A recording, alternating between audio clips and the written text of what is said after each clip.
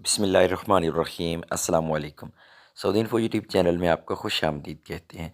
कल की वीडियो में मैं आप लोगों को बता चुका हूँ कि उम्रा परमिट हासिल करने के लिए ज़रूरी है जो नई शराइत लगाई गई हैं तीन, वो शराइत आपको बताने जा रहा हूँ।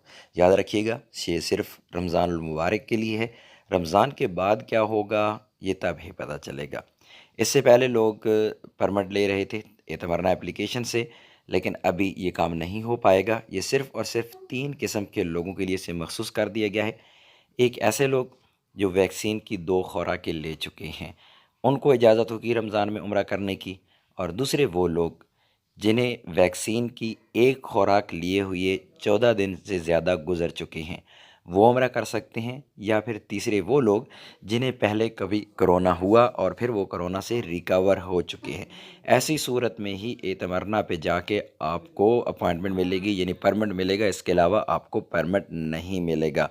ये तीन सूरतें हैं, और ये भी ज़रूरी है कि आप सिर्फ़ और सिर्फ मक्का नहीं बल्कि मदीनतुल मुनव्वरा यानी मस्जिदुल नबवी में भी अगर आप विज़िट करना चाहते हैं, आप ज़ियारत करना चाहते हैं, तो उसके लिए भी ज़रूरी है कि आपने या तो वैक्सीन लगवाई हुई हो, वैक्सीन की 2 खुराकें, या फिर एक लगवाई है तो उसको कम अज़ कम 14 दिन से ज़्यादा गुजर चुके हों, या फिर आपको कोरोना हुआ है और आपसे रिकवर हो चुके हैं।